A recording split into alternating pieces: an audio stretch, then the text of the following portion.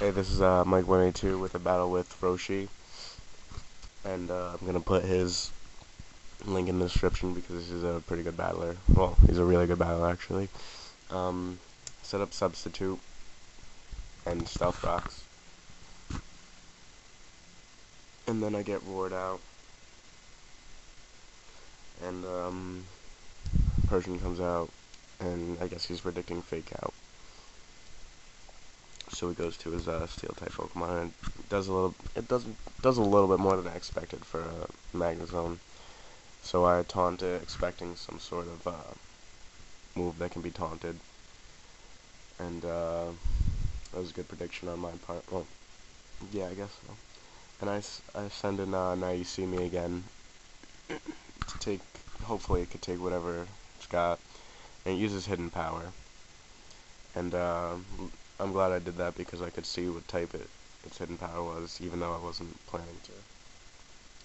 So that's good for me. But then he takes out Now You See Me, which is not good for me. But there really wasn't much left that thing could do besides attack. So I send out Wendy Clear, hoping to scare it away with Earthquake before it can set up a sub. And he actually sends out Swampert. And there's not much I can do to Swampert with Wendy Clear besides Earthquake it.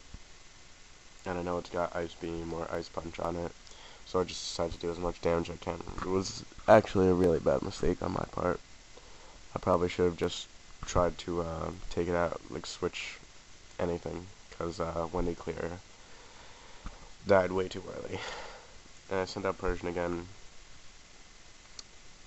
and predicts fake out again. And goes for Bullet Punch and it completely takes Persian out. So now I'm already down 3, and I haven't taken any of his Pokemon out yet. So I send out Blissey to try to paralyze this thing, because that's really all I can do at this point. And he ends up sending Swampert in again, and I'm just gonna be able to outspeed it and seismic toss it. So that's good that I get this thing out of the way. So now it's 3-5. It's a little bit better on my part. So he sends out his Infernape, and he goes for close combat, and I thought Blissey would be able to take it, even though it's stab and super effective, but that's not true. The only reason I thought that was because I have HP and defense EVs, but it was still too much for a Blissey to handle with Life Orb.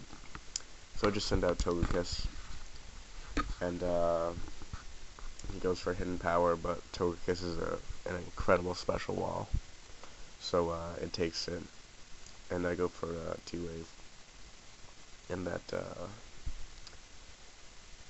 and that's gonna make me be able to outspeed it. So I would have been able to hit that thing or take it out in one hit with Air Slash. So he withdrew that, so he could keep it for later. And then he goes for Draco Meteor, and luckily for me it misses, because it more than likely would have taken me out. And he goes for Draco Meteor again, and this time it hits, and it does just about half. So I'm not exactly sure if it would have been able to take me out or not. But now I paralyze that too. And he sends in Infernape as I go in for Roost, which is great. Then I Air Slash and just to take it out, which is also great.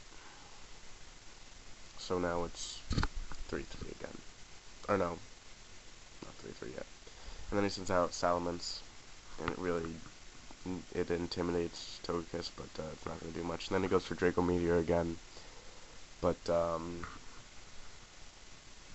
it does again a little. Well, it did a little bit more this time, but it did just about half, which is not enough. And the special attack drop is, I'm definitely going to be able to survive another one even without Roost, but I go for Roost anyway. And he goes for Brick Break, predicting the Roost, which is pretty good on his part, because that was pretty an easy thing to predict. And again, it does just about half, so I don't want to take another one of those, so I just go for Air Slash, and it ends up flinching, which is basically the strategy of this set because of paralysis and its ability. It's only got about Pokemon only have about 30% chance of attacking. And I did a really stupid move here, expecting a Draco Meteor, but he actually uses Ice Beam. So Xerox nearly gets taken out in one hit, which is not good at all. And he withdraws Latias and sends out Magnezone. And his Magnezone actually outsped Togekiss the whole time. So it had a pretty good chance of hurting it or taking it out completely. I'm not exactly sure. I didn't use any damage calculators. But after rocks and not roosting, he's going to be able to do some good damage to Togekiss after he takes out Xerox. And I can't switch out because of Magnet Pull. So Xerox is pretty doomed right now. So yeah, Xerox gets taken out.